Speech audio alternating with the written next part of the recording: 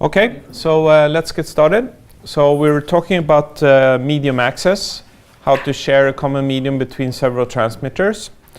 So just to set the scene, to remind ourselves where we're standing, we have this complicated slide here. So let's go through that in a reasonable pace here.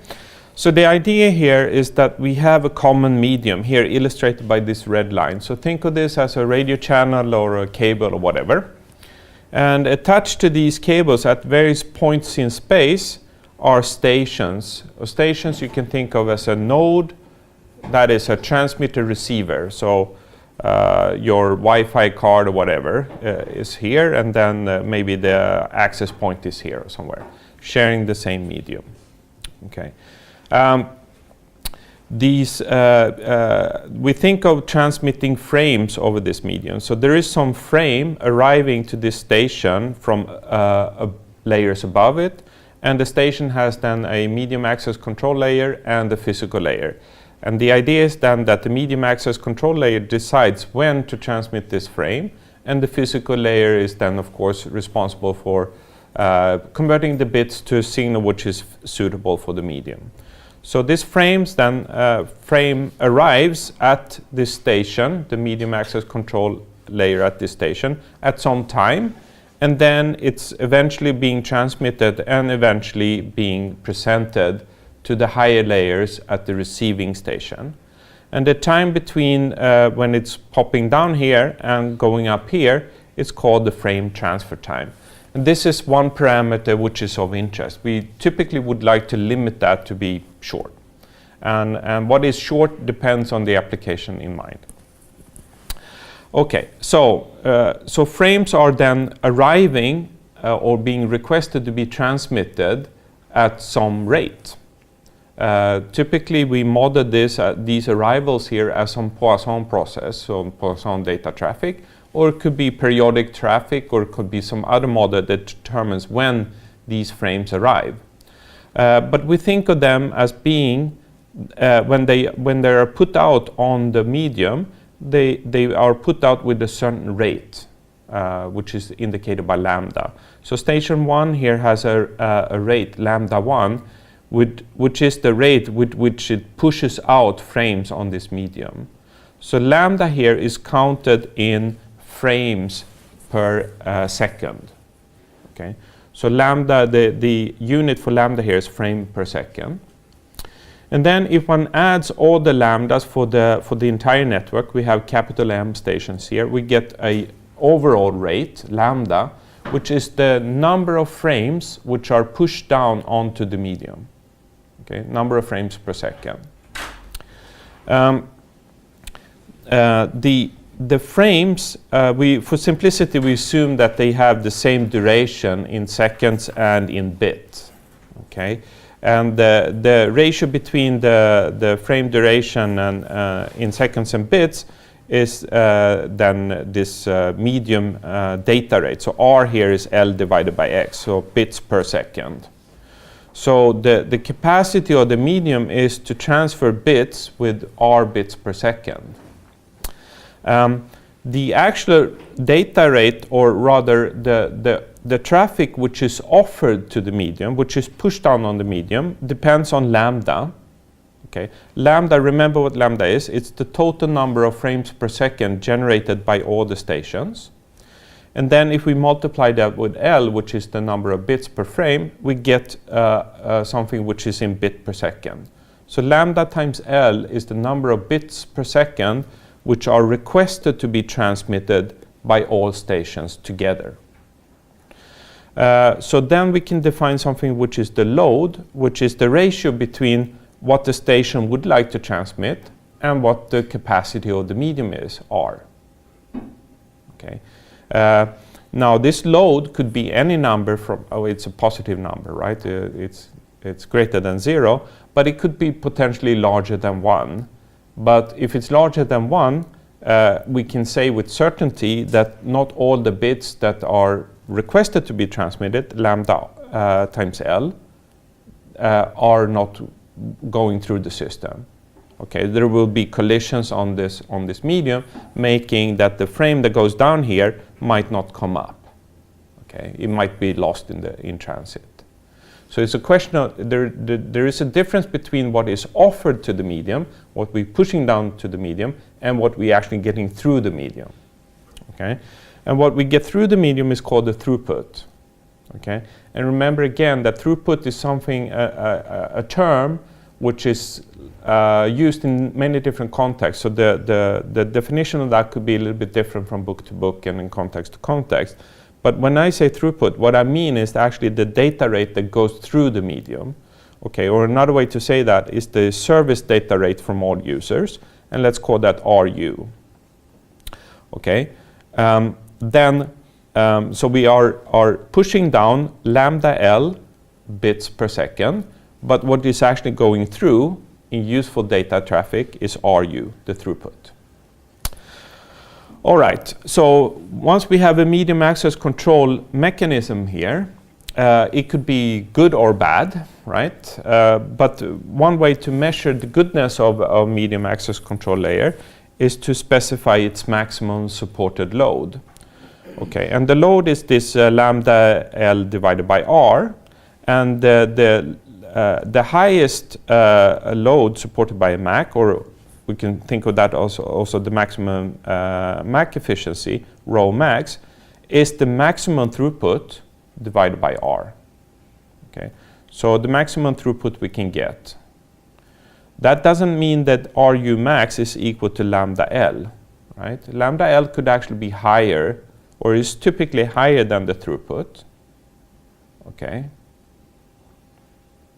So some frames are lost, essentially. If all frames were not lost, then RU would be equal to lambda L. Okay. So there are many attempts. Some are successful. Those who are successful are counted towards the throughput. Those who are not successful, well, I guess they're lost. Okay.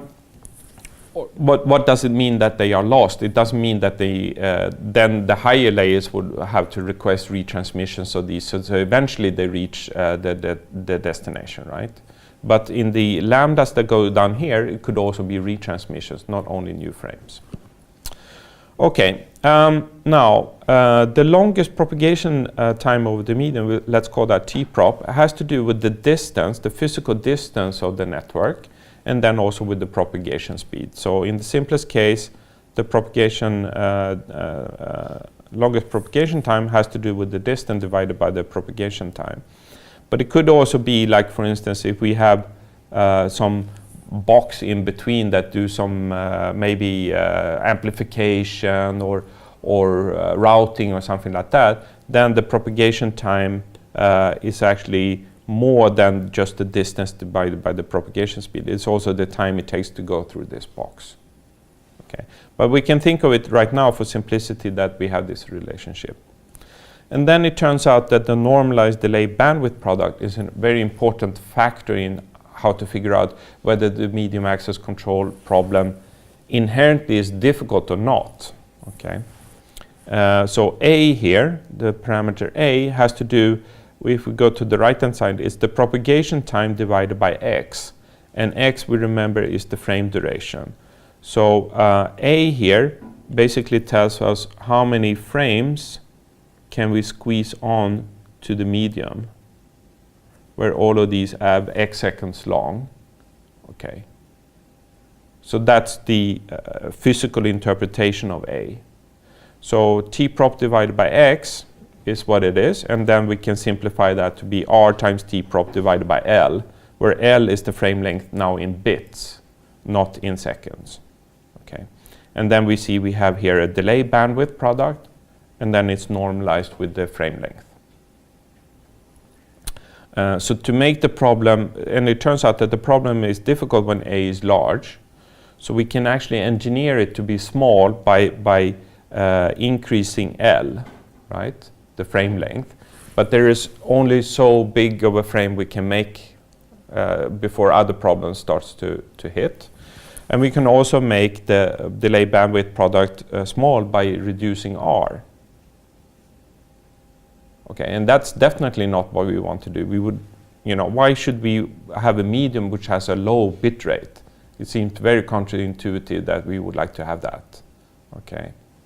So typically the problem is that when we have high data rates, and we're getting higher and higher data rates on our mediums, and then the frame size is limited, then at some point A will be sizable, large, and then we have a more difficult medium access control problem than before. Okay, so any questions before we head on? No? Okay, so let's see how we can do this. Okay, so a few more things actually. So coordination of the medium uses bandwidth. That is, we use the medium itself to coordinate it. So the stations here need to somehow communicate with each other, indirectly or not, in order to manage the medium.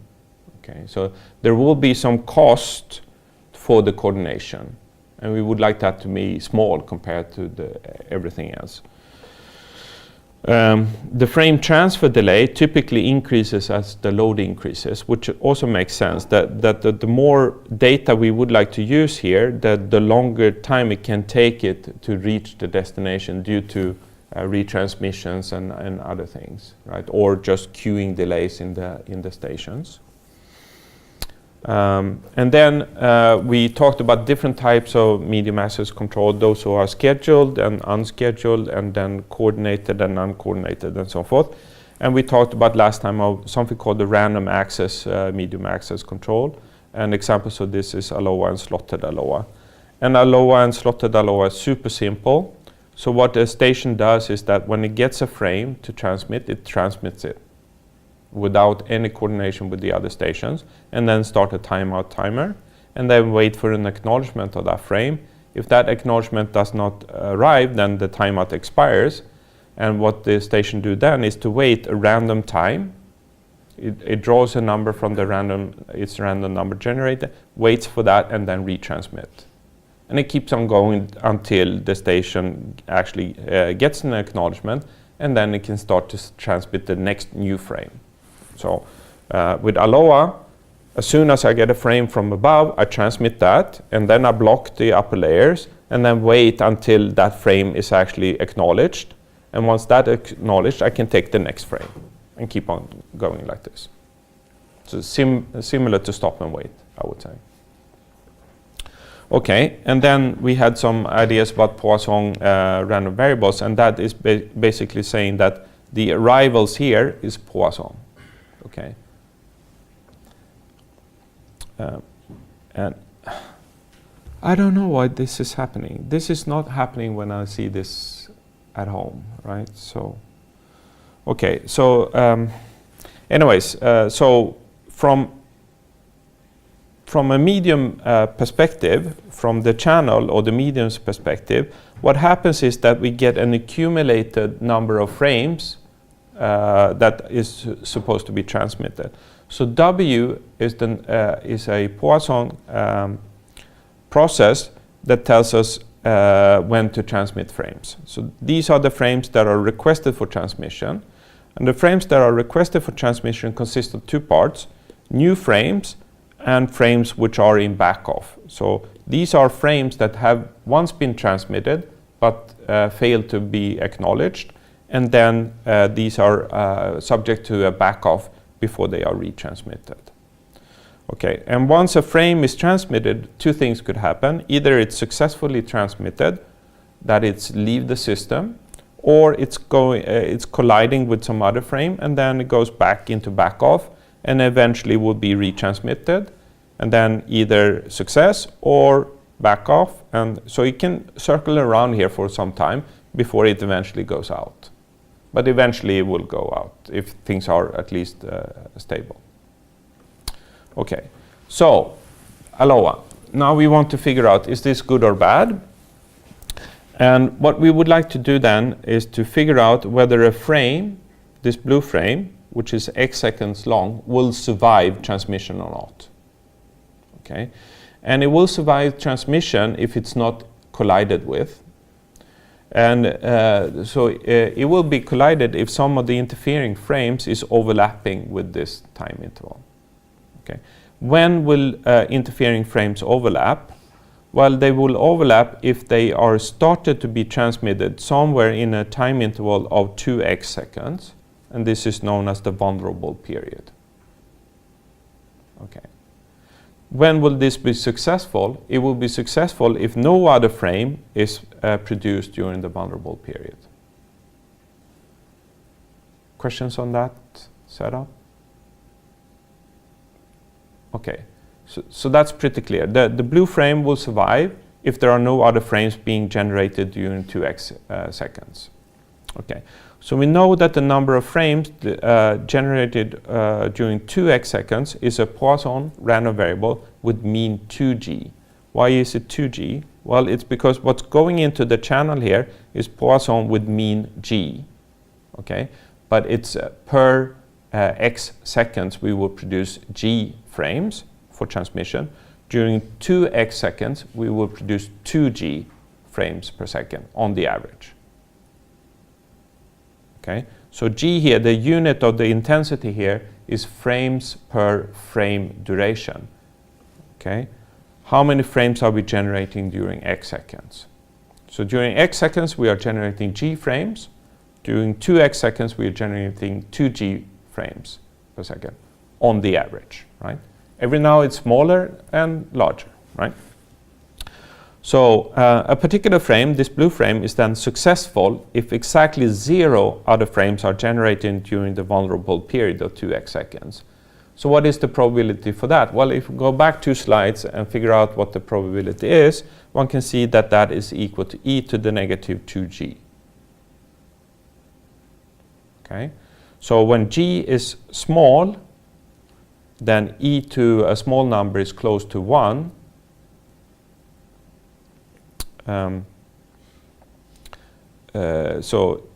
E to the 0 is 1, right? So when g is small, the success is high. When g is high, the probability for success is small, obviously, right? The more data we push on the medium, the more collisions we will have. Okay, now, so we generate this frame, x here. How many new reference frames are we generating per second? Well, we're generating g of those on the average. So frames are transmitted with the rate g frames per x seconds. So the throughput is then the number of frames that we transmit per x seconds, g, and then multiply with the probability that there is no collision. So that's g times e to the power of negative 2g. And this is what we call the throughput. So S here is the throughput.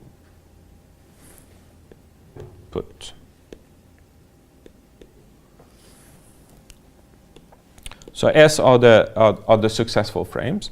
We transmit on the average. Okay. So S is on the average the number of successful frames that we get through the system per x seconds. G is the number of attempts we make on the average per x seconds. And then this probability of no collision is the probability that a frame is successful. So it's g times e to the power of negative 2g. Questions? So this I know that this is a little bit tricky the first time you see it, but please go through this until you have at least an intuitive feeling for what's going on. Okay, so this is for ALOA, unslotted or pure ALOA, or just simply ALOA. What can we do in order to improve this situation? Well, I mean, the thing that causes problems are collisions.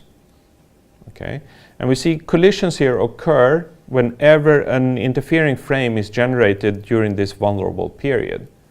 So what we can do then to reduce the number of collisions, or the probability of a collision, is to reduce the vulnerable period. So how can we do that? Well, we can do that by introducing slotting, which means that the frames are not allowed to enter into the system at any time, but only at slot boundaries. So we confine these frames to be synchronized in time. So slotted ALOA is that we introduce something called a slot. And the slot is the frame duration plus a guard interval. And the guard interval is to allow for synchronization errors and propagation delay. So if we have 3 nodes, A, B, and C here, and as usual we have time here and we have space here. So a frame which is transmitted from A, the green part here, will arrive at B at this time and at C at this time. And we would like the frame to be confined to the slot. Okay, so the slot needs to be obviously more than X seconds long, and then some extra guard time. The guard time should then compensate for the maximum propagation from here to here. So we take the medium propagation time for this. Okay, and a frame which is transmitted from B here will reach then A at this time and C at this time. And from C will go from C to B and then to A like this. And a collision occurs here, for instance, where the blue frame and the green frame is transmitted at the same time. But we see here that the transmission can only affect the other transmissions which are in the same slot, right? It can never extend outside its slot. Therefore, it cannot interfere with anything which is outside the slot. Okay.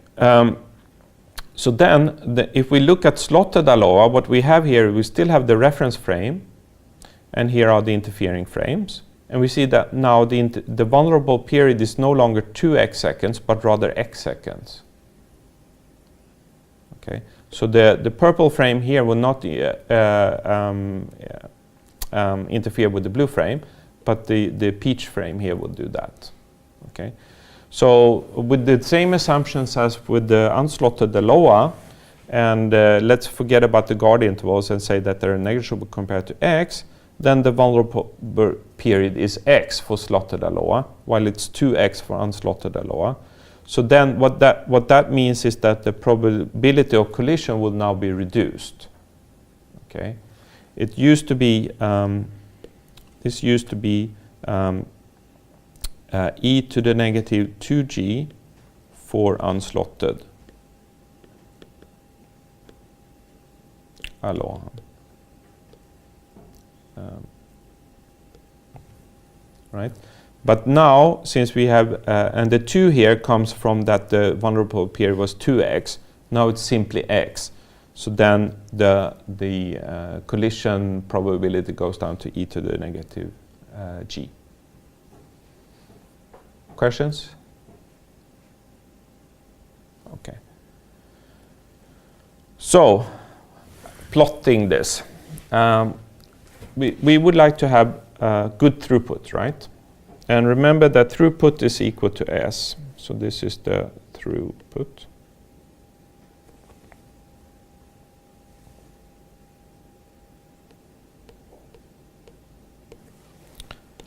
So S is the number of frames which are successfully transmitted per x seconds. The average number of frames which are successfully transmitted per x seconds. So we can think of so the unit for this is frame per, did I say second? I mean per x second, okay? So the most we can hope for is to get 1 frame through for x seconds, because it takes x seconds to transmit something, right? So the maximum throughput here is 1.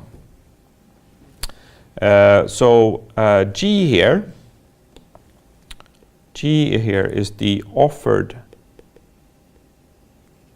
traffic.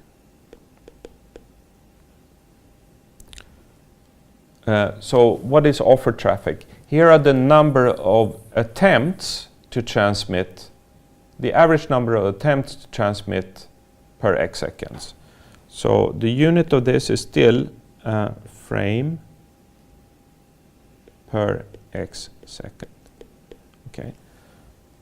So G is on the average how many frames we try to transmit per second. And in G, we have new frames and we have retransmission frames. Okay.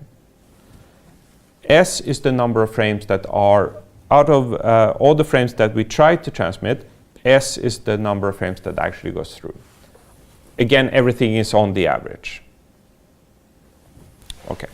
Now, so let's look at the curves here. So let's go with ALOA here. So we know that S is equal to G e to the power of negative 2G, and we just simply plot that.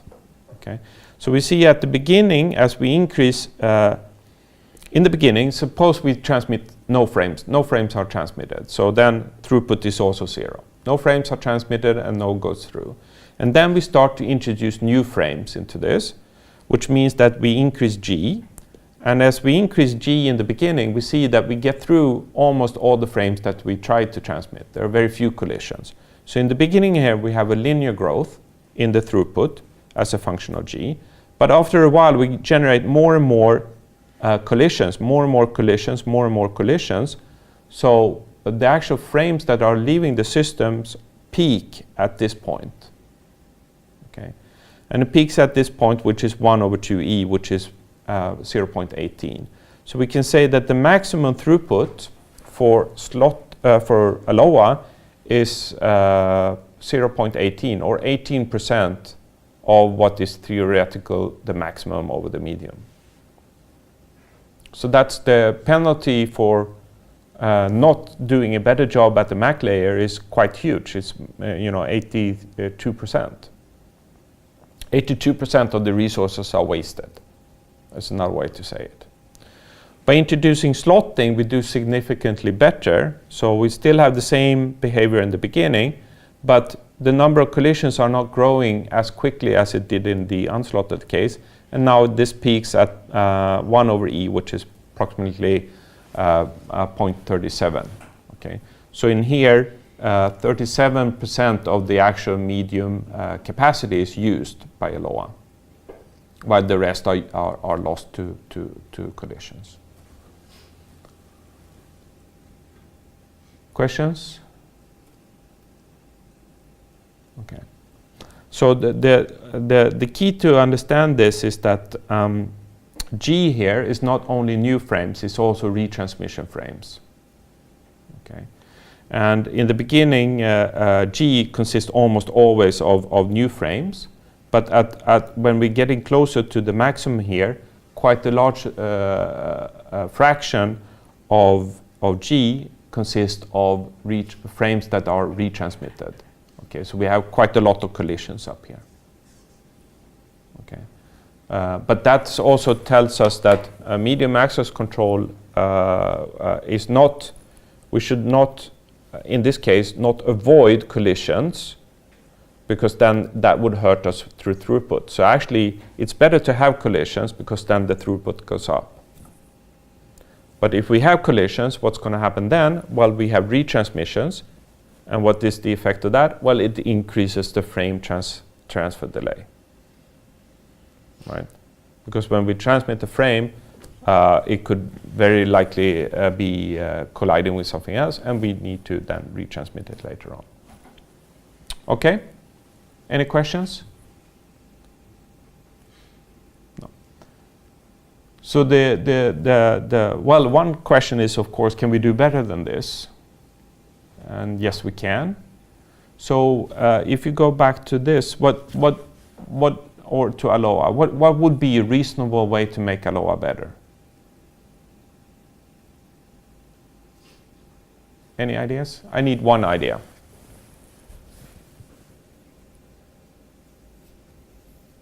Yes? Maybe check this if the channel is free before starting to... That's an excellent idea, right? So ALOA, what it does is that maybe it's even better to look at it like this. So suppose we would like to transmit the pitch frame here. And in ALOA, nothing is checked on the medium whether the medium is busy or not. The ALOA just transmit the frame.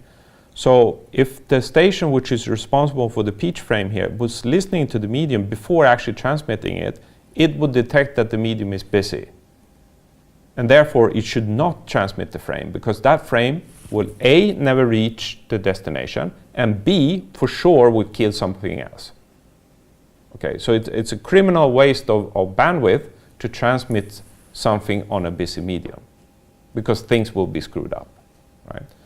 So the polite thing to do is to listen before to talk, right?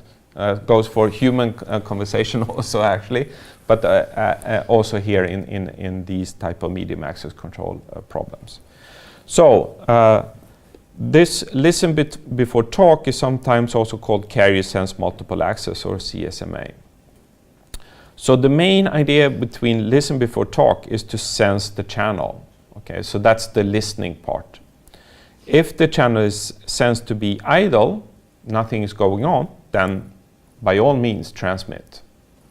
If the channel is sensed to be busy, then we need to wait. Okay, and we wait until it's idle, or we do some type of back off. But at least we need to wait, right, before trying again. Okay, and there are several variations of that. We will see that on the next slide.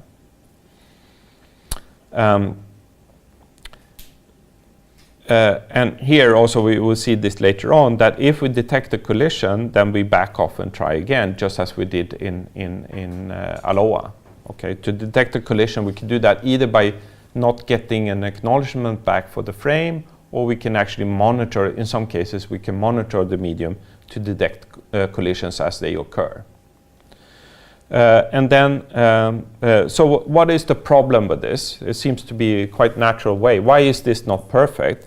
Well, again, if we have these time intervals here and a time axis, and we have space here,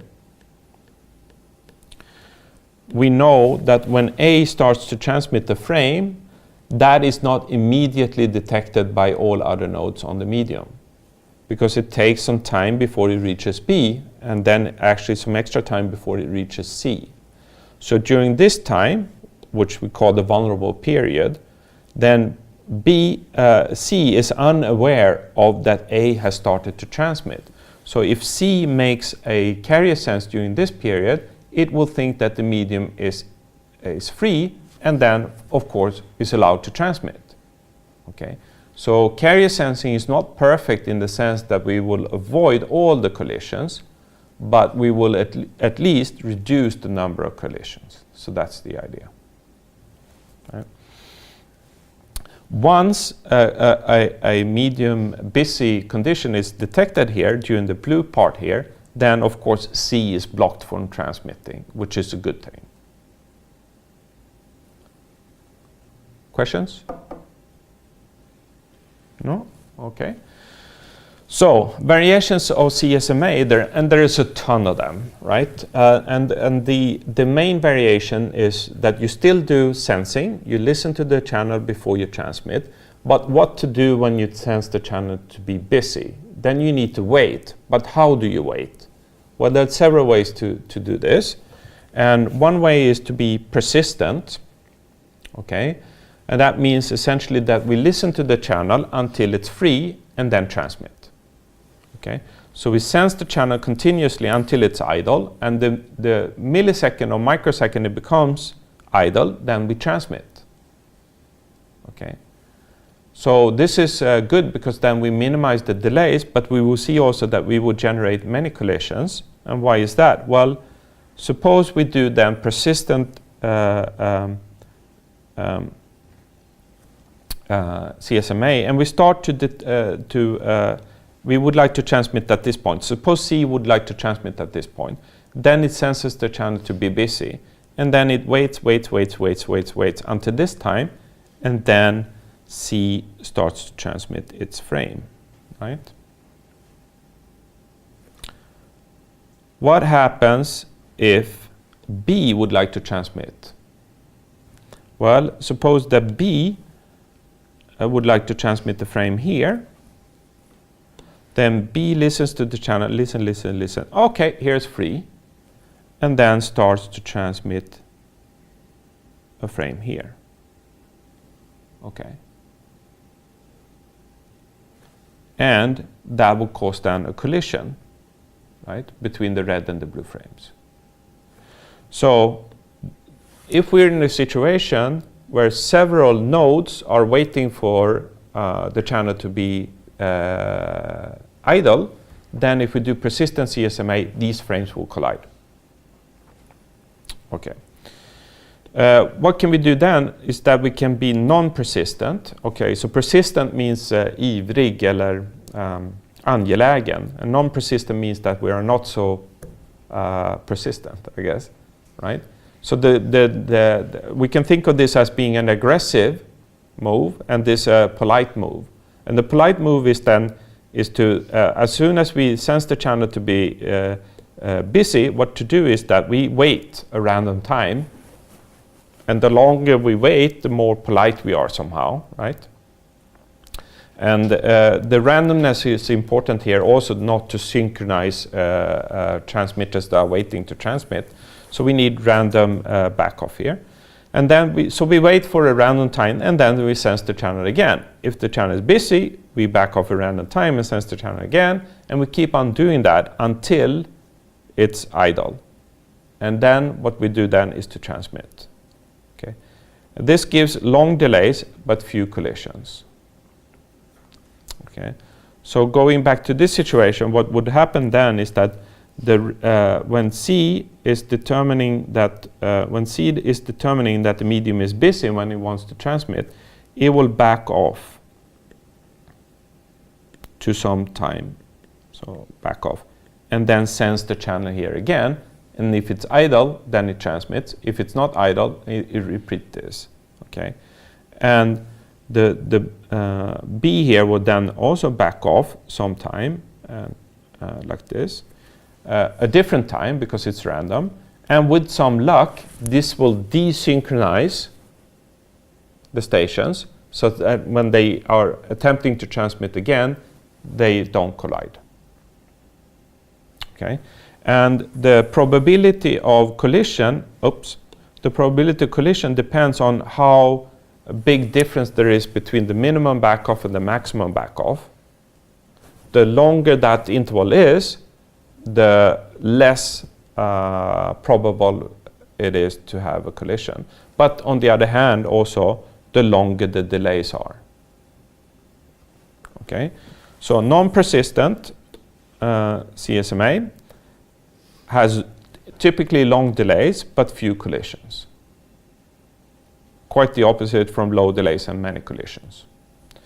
And then we have something which is in between, which is P-persistent CSMA. And what we do here is to somehow figuring out the load on the channel by sensing. So that's essentially the main idea. So what we do is that we sense the channel until it's idle, and then when it's idle, with probability P we transmit, and with probability 1 minus P we wait a little bit and then sense the channel again. Okay, and then this parameter P, which is between 0 and 1, tells us how aggressive we are. If P is equal to 1, then we transmit right away, which is the same thing as being in persistent CSMA. Or sometimes it's called 1 persistent CSMA, because P is equal to 1 in that case. If P is equal to 0, we never transmit. Okay, so that's a useless protocol. But if you P maybe 10%, that means that, with probability 1/10, we transmit when the channel is idle. And with 90%, we wait. Okay. So, so maybe if I just draw a timing diagram of this, that suppose that the medium is busy here, and a station would like to transmit at this point. It would then continuously monitor the channel until here, where it would see that it's idle. And then with probability P, it would transmit at this time. Now suppose it did not transmit at this time. Maybe in 90% of the case it doesn't transmit. It waits another time interval here, which is on the order of T prop, before sensing the channel again. If the channel is then idle at this point, it draws a random number again, and with probability P, it transmits at this time. If it doesn't transmit, it waits another T prop and then sends the channel here and repeat the process. And eventually, it will transmit. Okay. And the aggressiveness of this protocol depends on P. If P is large, we transmit quicker. If P is smaller, we transmit slower. And for low P, we are approaching this. For high P, we are approaching this. So P is sort of like a tuning variable that we set to get good performance. Question? So is the pace okay now? Yeah? All right? Okay. One question. Yes? When you scale the network, Sorry, one. when you scale the network, you no longer have A, B, and C, but you have through D, E, and Yeah. how does the CSMA stand up, or is it more better to use P-persistent CSMA? Because the long delay, does it become shorter when you have many nodes? Okay, so the question is what's going to happen to CSMA, for instance, if we increase the number of stations trying to access the medium? Well, it depends, right? So if adding nodes to this also increases the load, that is the total number of frames which are transmitted per second, then we get more and more load on this, and eventually the whole system will perform badly. It will not be exactly these type of curves, right? But in the beginning, we will get more and more throughput because we are using the medium more efficiently because we have more data to transmit. But at some point, we have generate more and more collisions, and then throughput will go down to 0 eventually because the system is overloaded, right? So but that's true almost for every medium access control scheme, not only CSMA. CSMA is better than ALOA, but it's not the final solution, or it's not the perfect solution, right? Another way to think of it is also the following: that suppose we add, if we add more stations, but we keep lambda fixed. Okay, so meaning that we're adding stations, but we keep the load the same on the medium. Okay, then we are not necessarily in an overloaded situation, but in general it's harder to to coordinate when we have more stations. So here also throughput typically goes down. Okay, the easiest medium access control is when we only have 2 stations. That's fairly simple, right? But when we have 3, it's more difficult. When we have thousands, it's even harder, even if lambda is fixed. Okay. So one can say that, to summarize, adding stations could cause 2 problems. We can increase the load, which is inherently more difficult to handle, and we also increase the difficulty because we have more things to coordinate. So did that answer your question somehow? Yeah, okay. But that's a really good question, because one of the problems with, for instance, in 5G compared to 4G, now we talk about cellular communications, is that we are foreseeing use cases where many nodes are attached to a base station, maybe 100,000 nodes or 10,000 nodes, which is quite much more than what is currently used in 4G, where we maybe serve a handful of users per base station. And that requires new medium access control schemes. Okay, so that's a current research problem. But let's take a 15 minutes break.